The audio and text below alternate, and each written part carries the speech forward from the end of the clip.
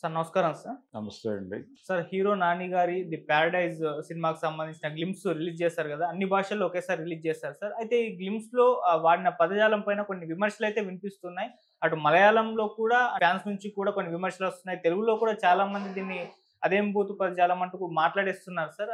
మరి దీనిపైన మీ ఒపీనియన్ ఏంటి? ఈ విధంగా ఇప్పుడే నెగెటివ్ ఇంపాక్ట్ పడిపోయే అవకాశం ఉంటే మళ్ళీ సినిమా రిలీజ్ టైంకి ఏ విధంగా ఉంటుందని పొజిషన్ మీరేం చెప్తారు sir? Negative impact, positive impact హ్మ్. ఇవి కాదండి. ఎవరైతే దాన్ని బూతుగా చూస్తున్నారో, హ్మ్. ఆ బూతు ఉద్భవించడానికి వాళ్ళే కారకులు అనేది నా అభిప్రాయం. ఓకే. అంటే నీతులు ఎవరు మాట్లాడతారు, బూతులు ఎవరు మాట్లాడతారు అనేది ఖచ్చితంగా వర్గ సమాజం, కుల సమాజం, కులవర్గ సమాజం గురించిన అవగాహన ఉన్న వాళ్ళకి ఎవరికైనా అర్థమయ్యే విషయమే. భారతదేశంలో కులమే వర్గముగా ఆపరేట్ అవుతున్నటువంటి సందర్భంలో హ్మ్. ఒక అట్టడుగు బానిస కులాల తాలూకా కథని చెప్పే ప్రయత్నం ఆయన చేస్తున్నాడు, ఆ డైరెక్టర్ గారు. ఆ ప్రయత్నంలో భాగంగా ఆ ఏరియాలో చాలామంది తల్లులకి తండ్రెవరో, అంటే తల్లులు తమ పిల్లలకి తండ్రెవరో చెప్పుకోలేని పరిస్థితులు ఉంటాయి. ఆ పరిస్థితి కల్పించిన కులాలకు చెందిన వారు అది బూత్‌గా మాట్లాడుతున్నారు. అంచేత వీళ్ళు క్రియేట్ చేసినటువంటి క్రైసిస్ అది. హ్మ్. దాని మీద తిరుగుబాటు చేయటానికి, అలా తండ్రి పేరు చెప్పుకునే అవకాశం లేనటువంటి ఒక పిల్లవాడు ఒక తిరుగుబాటు చేసేటువంటి ప్రయత్నం చేస్తున్నాడు అనేది చెప్పడం మా కథ అని పరిచయం చేశాడు అతను ఆ హ్మ్. గ్లిమ్స్‌లో. అలాంటి బర్తులు లేవా మన దగ్గర? అలాంటి జననాలు లేవా మన సమాజంలో? లేవు అని ఎవరైనా చెప్పగలరా ఈ మాట్లాడుతున్న వాళ్ళు?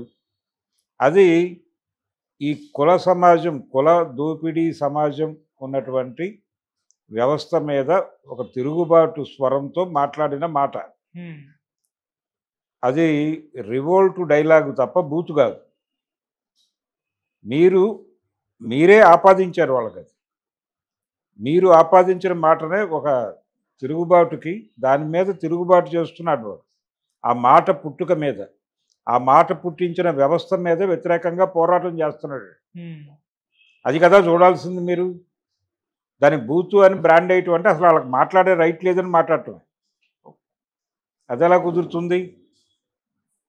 అదే జరుగుతోంది. ఈ నీతులు మాట్లాడుతున్న వాళ్ళందరూ హ్మ్. ఆ బూతు సృష్టికర్తలు. పై కులాల వాళ్ళు. ఇప్పుడు ఎలా తయారవుతుందంటే, ఆ మధ్య 'బలగం' అనే సినిమా వచ్చింది. హ్మ్. లేకపోతే ఇంకో సినిమా వచ్చింది. తెలంగాణ సమాజంలో తెలంగాణ సమాజం నుంచి వచ్చే సినిమాలన్నిట్లోనూ తాగుడే చూపిస్తారు. కుటుంబ సమేతంగా కూర్చొని తాగుతారు అని మాట్లాడతారు. హ్మ్. ఈ మాట్లాడే చాలామంది మర్యాదస్తుల ఇళ్లల్లో బార్ ఉంటుంది. ఓకే. ఇంట్లో బారు పెట్టుకుని ఆడికి మాట్లాడే రైట్ ఎవరిచ్చారు? ఇది వేరు. ఈ కల్చర్‌లో ఉన్నటువంటి ఒక ప్రత్యేకత లేదు అది. ఆ గొడవ వేరు. దాని మీద డిస్కషన్ వేరు. దాని మీద డిస్కషన్ పెట్టడానికి నువ్వెవరు? కదా! హ్మ్. నువ్వు ఇంట్లో బారు పెట్టుకుని. అందుచేత ఎవరైతే సమాజాన్ని శాసిస్తున్నారో, కట్టుబాట్ల పేరుతో శాసిస్తున్నారో వాళ్ళే ఇది అదట, ఇది ఇదట మాట్లాడతారు. ఇప్పుడు ఈ సినిమా డైరెక్టర్ మీద కూడా ఆ విమర్శ ఉంది. ఓకే. ఏది? ఈ 'ప్యారడైజ్' డైరెక్టరు గతంలో తీసినటువంటి సినిమా ఒకటుంది. దసరా. 'దసరా' అనే హ్మ్. సినిమా. ఈ 'దసరా' సినిమా మీద కూడా హ్మ్. దసరా నేపథ్యంలో ఒక విమర్శ ఉంది అతని మీద. తెలంగాణ సమాజం అంటే తాగుబోతు సమాజం అని చూపించాడు ఆ సిల్క్ బార్ చుట్టూ తిరిగి అనే ఒక విమర్శ ఉంది. హ్మ్. అయితే నిజానికి ఆ సినిమా మీద చేయాల్సిన విమర్శ ఏమిటి? బొగ్గు గనులలో జరిగేటువంటి కథ అది. బొగ్గు గనుల కార్మికుల సమస్యలు, హ్మ్. వాళ్ళ జీవితాల్లో ఉన్నటువంటి ఘర్షణలు, వాళ్ళని చాలా సందర్భాల్లో ఎదురు తిరిగితే చంపేసి సవాలుగా మార్చిన ఘటనలు ఉన్నాయి అక్కడ. హ్మ్. వాళ్ళ జీవితాల్లో ఉన్న వెలుగు నీడల్ని మాట్లాడకుండా ఈ సిల్క్ బార్ చుట్టూ కథను తిప్పాడేమిటి అనేది జెన్యూన్ విమర్శ. హ్మ్. అంతే తప్ప తెలంగాణ సమాజం తాగుబోతు సమాజం అని మాట్లాడటానికి ఎలా కుదురుతుంది? అలా టర్న్ చేస్తారు వీళ్ళు. దాన్ని నైతికంగా మార్చేస్తారు. హ్మ్. దాన్ని విలువలతో ముడిపెడతారు. ముడిపెట్టి కట్టుబాట్ల చట్రంలో దాన్ని ఇమిడ్చే ప్రయత్నం చేస్తారు. ఓకే. ఇది క్వెషన్ చేయాలి కదా! ఇలాంటి సమాజాన్ని క్వశ్చన్ చేయడానికి ఒకడు బయలుదేరాడు అని చెప్తోంది ఆవిడ.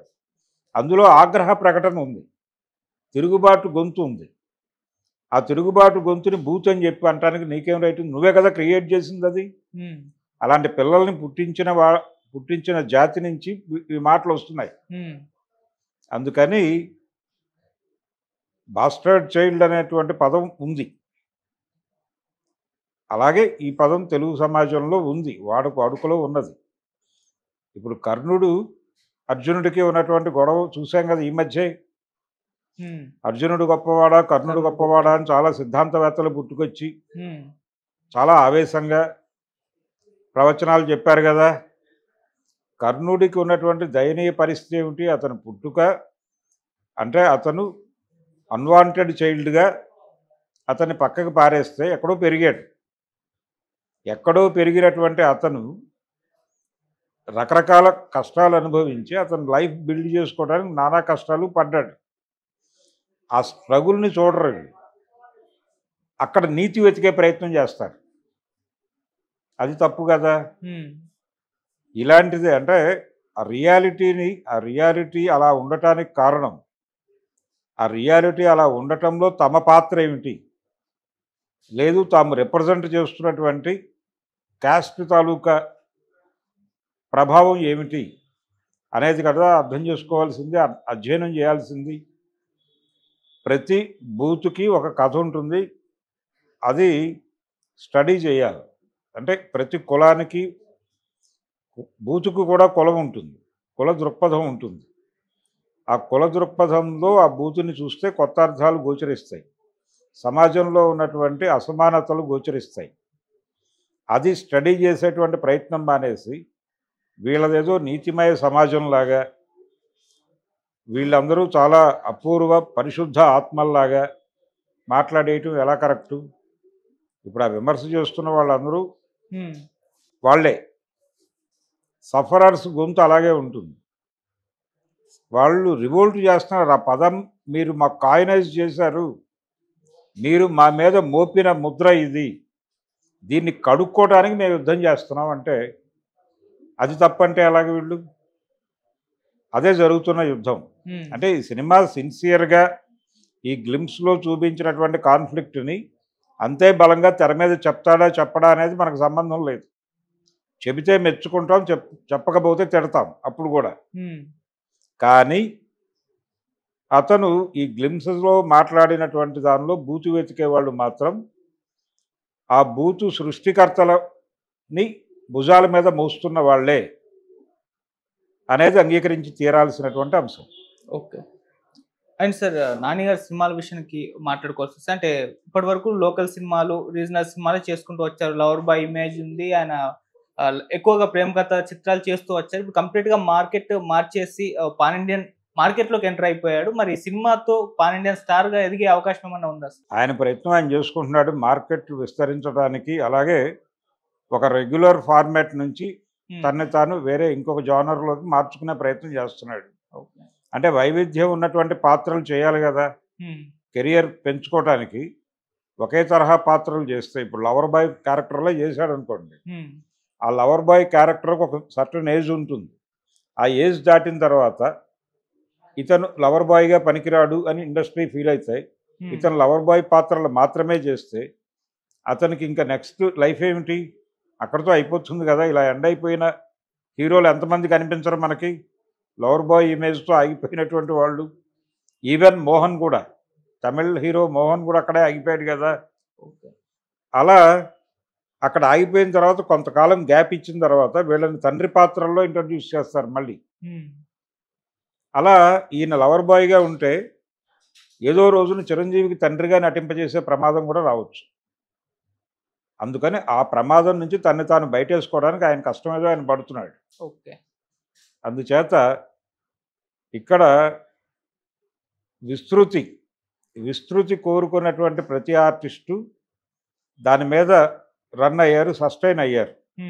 ఒకే తరహా పాత్రలు చేసిన వాళ్ళు ఎప్పుడూ కూడా కెరియర్లో సస్టైన్ అయిన చరిత్ర లేదు. అందుకని తన మార్కెట్ పెంచుకునే ప్రయత్నము జరుగుతోంది, దీనిలో భాగమే. అందుకని రగ్గడ్ బ్యాక్ డ్రాప్లో సినిమాలు కొంత వర్కౌట్ అవుతాయి అనేది ఉమ్, రంగస్థలం నుంచి ఒక ఇంప్రెషన్ పడింది వాళ్ళకి. ఉమ్, రంగస్థలం సక్సెస్ కావచ్చు, లేకపోతే పుష్ప సక్సెస్ కావచ్చు, వీటన్నిటి నుంచి ఒక గుణపాఠం నేర్చుకుంటారు కదా. ప్రతి విజయం ఉమ్, కొంతమందికి కొన్ని లైట్లు ఓపెన్ చేస్తుంది, కొన్ని విండోస్ తెరుస్తుంది. అలా ఒక రగ్గడ్ బ్యాక్ డ్రాప్లో సినిమా చేయాలి అనే స్పృహతోనే ఉన్నారు ఇప్పటికీ. ఓకే. ఎవరు? నాని అండ్ ఆ డైరెక్టర్ శ్రీకాంత్ ఓజలా కూడా. ఉమ్, అది నమ్మే దసరా చేశారు. ఇది కూడా అదే ఉమ్, దసరా, అదే నేపథ్యంలో దాన్ని మాత్రమే పట్టించుకున్నారు. ఉమ్, చివరికి అది మాత్రమే మిగిలింది. ఓ, అది మాత్రమే మిగిలింది, మనం చేయాల్సింది చేయలేదు అనే స్పృహ వాళ్ళకి వచ్చి ఉంటే, ఓకే. రావటం వలన ఈ స్టెప్ వేశారు అనుకుందాం. ఉమ్, ఇప్పుడు కూడా అదే జరిగితే మరొక వైఫల్యం జరుగుతుంది. ఓకే. అంటే కేవలం నేపథ్యంతోనే సినిమాలు పుష్ అవ్వవు, కంటెంట్ ఉండాలి.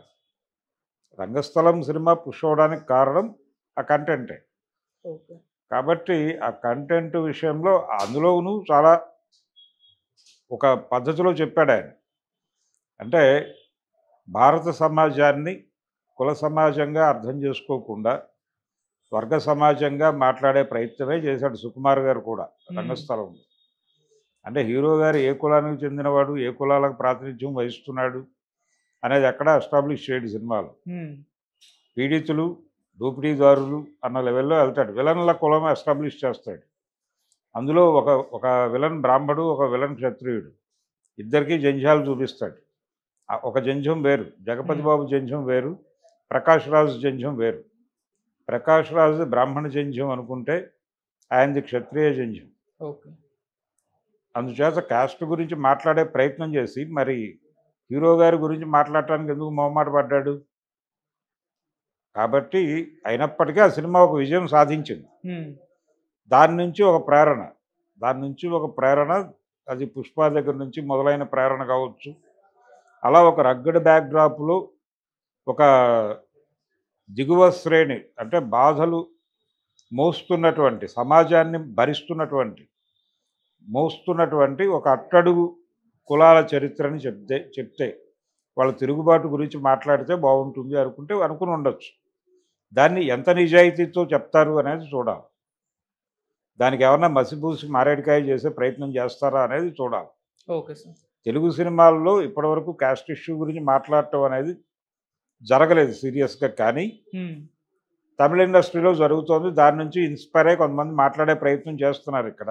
ఉమ్, ఆ మాట్లాడే ప్రయత్నంలో 3-4 సినిమాలు తయారవుతున్నాయి. ఉమ్, మరికొన్ని సినిమాలు వచ్చే అవకాశం ఉంది.